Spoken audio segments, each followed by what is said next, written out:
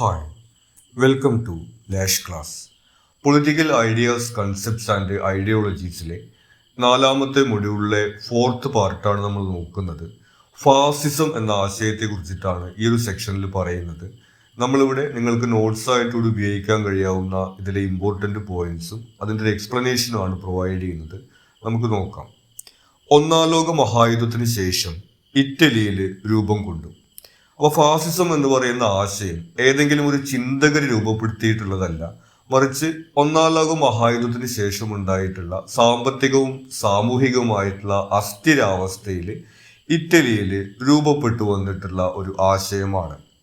യുദ്ധത്തിൽ വിജയിച്ചെങ്കിലും വേഴ്സായി സമാധാന കരാർ പ്രകാരം കാര്യമായ നേട്ടം ഉണ്ടായില്ല.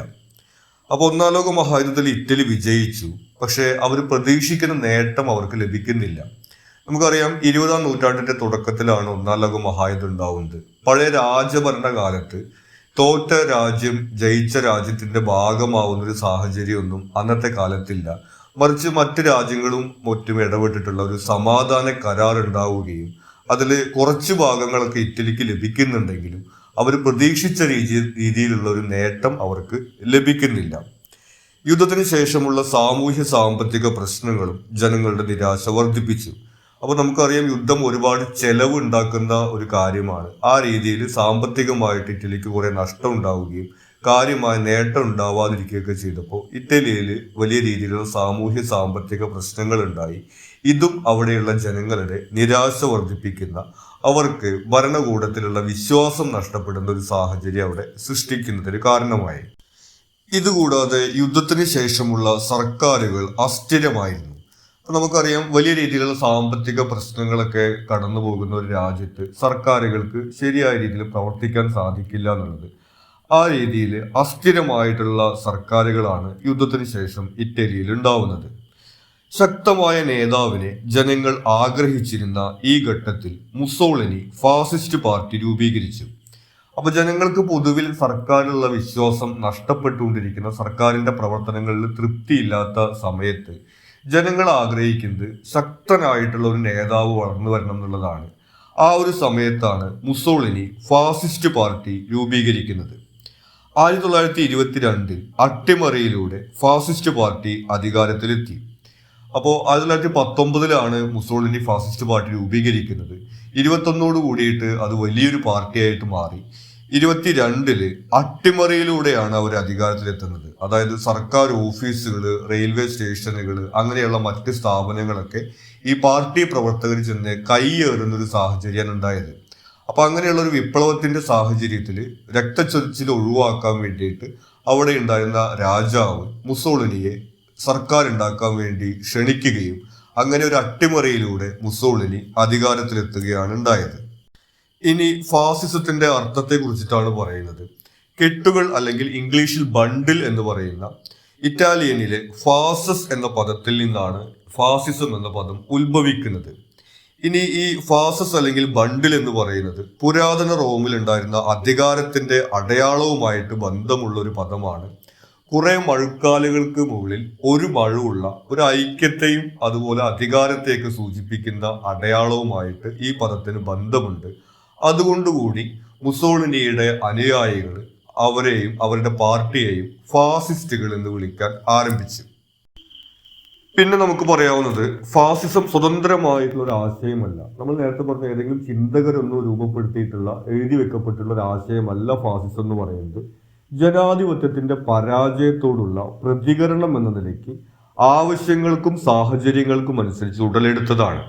ഇറ്റലിയിൽ ഉണ്ടായിരുന്ന ജനാധിപത്യ സർക്കാരുകളുടെ പരാജയം കാരണം കൊണ്ട് ശക്തനായിട്ടുള്ള ഒരു നേതാവ് വേണം എന്നുള്ള ഒരു സാഹചര്യത്തിലാണ് ഇത് രൂപപ്പെട്ടു വരുന്നത്. അപ്പോൾ അവർ ഭരിക്കുന്ന സമയത്ത് ഓരോ സാഹചര്യങ്ങൾ ഉണ്ടാകുമ്പോൾ അവരോരോ തീരുമാനങ്ങൾ എടുക്കും. അങ്ങനെയാണ് അതുമായി ബന്ധപ്പെട്ടിട്ടുള്ള ആശയങ്ങൾ രൂപപ്പെട്ടു വരുന്നത്. ജനാധിപത്യ വിരുദ്ധ തീവ്രദേശീയമായ സൈനികവും സാമ്രാജ്യത്വപരവുമായ വീരാരാധനയെ പ്രോത്സാഹിപ്പിക്കുന്ന ആശയമെന്ന് പൊതുവിൽ നമുക്ക് ഫാസിസ്റ്റെ കുറിച്ച് പറയാം.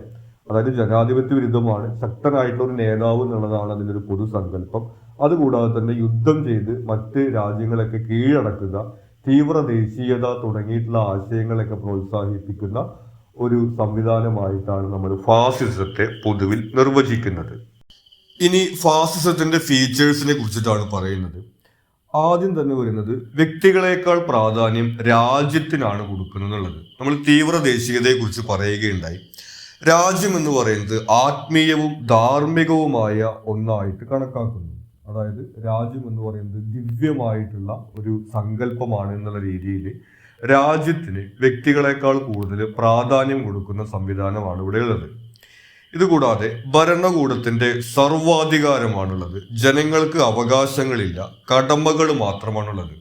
അപ്പൊ നേരത്തെ പറഞ്ഞു രാജ്യം എന്ന് പറയുന്നതാണ് പ്രധാനം. അതുകൊണ്ട് തന്നെ ജനങ്ങൾ രാജ്യത്തെ സേവിക്കുകയാണ് ചെയ്യുന്നത്. തിരിച്ച് രാജ്യം ജനങ്ങളെ സേവിക്കുകയോ അല്ലെങ്കിൽ ജനങ്ങൾക്ക് അവകാശങ്ങൾ കൊടുക്കുകയോ ഉള്ള ഒരു സംവിധാനം ഫാസിസത്തിനകത്തില്ല. മറിച്ച് ജനങ്ങൾക്ക് രാജ്യത്തോടുള്ള കടമകൾ മാത്രമാണുള്ളത്. അവകാശങ്ങൾ ഒന്നും തന്നെ ഇല്ലാത്ത ഒരു സാഹചര്യമാണ് ഫാസിസത്തിനകത്തുള്ളത്. അതുകൊണ്ട് തന്നെ അവിടുത്തെ ഭരണകൂടത്തിന്റെ ഒരു സർവാധികാരമാണ് നമുക്ക് കാണാൻ കഴിയുക. അടുത്തത് വരുന്നത് ജനാധിപത്യം ഇല്ല എന്നുള്ള കാര്യമാണ്. നമ്മൾ നേരത്തെ പറഞ്ഞു പോയത് തന്നെയാണ്. ശക്തരായ നേതാക്കൾ എന്നുള്ളതാണ് ഫാസിസം ഉദ്ദേശിക്കുന്നത്. അതുകൊണ്ട് ജനങ്ങൾ തെരഞ്ഞെടുപ്പ് നടത്തുക, വോട്ടെടുപ്പ് നടത്തുക തുടങ്ങിയിട്ടുള്ള കാര്യങ്ങളൊന്നും അംഗീകരിക്കുന്നില്ല. ഒരു പാർട്ടി മാത്രമാണ് ഉണ്ടാവുക, ഫാസിസ്റ്റ് പാർട്ടി.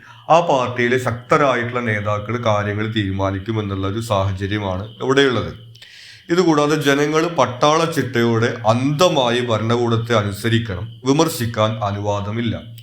അപ്പൊ നമ്മൾ നേരത്തെ പറഞ്ഞിരുന്നു ജനങ്ങൾക്ക് അവകാശങ്ങളില്ല, കടമകൾ മാത്രമാണ് ഉള്ളത് എന്നുള്ളത്. ആ രീതിയിൽ ജനങ്ങൾ ഭരണകൂടം പറയുന്ന എല്ലാ കാര്യങ്ങളും അനുസരിക്കണം, വിമർശിച്ചൊന്നും പറയാൻ പാടില്ല. അഥവാ വിമർശിച്ചു കഴിഞ്ഞിട്ടുണ്ടെങ്കിൽ അതിന് ശക്തമായിട്ടുള്ള ശിക്ഷകളും മറ്റൊക്കെ ലഭിക്കുന്ന സാഹചര്യമാണ് ഫാസിസത്തിനകത്ത് ഉണ്ടാവുന്നത്. പിന്നെയുള്ളത് വിദ്യാഭ്യാസ സ്ഥാപനങ്ങളും മാധ്യമങ്ങളും ഭരണകൂടം നിയന്ത്രിക്കും. വരുന്ന തലമുറ കൂടി അവരെ അനുകൂലിക്കുന്നവരാകണം എന്നുള്ള രീതിയിൽ പാഠ്യപദ്ധതികളൊക്കെ അവർ രൂപകൽപ്പന ചെയ്യുകയും ആ കാര്യങ്ങൾ മാത്രം അവരെ പഠിപ്പിക്കുകയും ചെയ്യുന്ന സാഹചര്യമാണുള്ളത്. അതുകൂടാതെ സർക്കാരിനെതിരായിട്ടുള്ള വിമർശനങ്ങളൊന്നും വരാതിരിക്കാൻ വേണ്ടിയിട്ട് സർക്കാർ പറയുന്ന കാര്യങ്ങൾ മാത്രമാണ് മാധ്യമങ്ങൾ പറയുന്ന സാഹചര്യമുള്ളത്. ആ രീതിയിൽ മാധ്യമങ്ങളെയും ഈ ഫാസിസ്റ്റ് ഭരണകൂടം നിയന്ത്രിക്കുന്നുണ്ട്. പിന്നെ വരുന്നത് യുദ്ധത്തെയും അക്രമത്തെയും പിന്തുണച്ചു ശത്രുക്കളെ ഇല്ലായ്മ ചെയ്യുന്നത് അനിവാര്യമായി കണ്ടു. ശത്രുക്കൾ എന്ന് പറയുന്നത് രാജ്യത്തിന് അകത്തുള്ളവരായിരിക്കാം. സ്വാഭാവികമായിട്ടും ഇങ്ങനെയൊക്കെ ഒരു ഭരണകൂടം വന്നു കഴിഞ്ഞാൽ ആരെങ്കിലുമൊക്കെ എതിർക്കുന്നവരുണ്ടായിരിക്കും. അങ്ങനെ എതിർക്കുന്ന ആളുകളെയൊക്കെ ഒന്നുകിൽ വധിക്കുക അല്ലെങ്കിൽ ഇങ്ങനെ ജയിൽ ശിക്ഷ നൽകുക എന്നുള്ള രീതിയിൽ അക്രമത്തെ അവർ പിന്തുണയ്ക്കുന്ന സാഹചര്യമാണുള്ളത്. ഇനി യുക്തിചിന്തയെ എതിർത്തു വൈകാരികതയ്ക്ക് ഊന്നൽ നൽകി.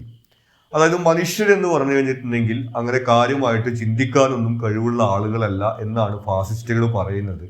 ആകെയുള്ളത് രാജ്യം എന്നുള്ള പരമോന്നതമായിട്ടൊരു സങ്കല്പമാണ്.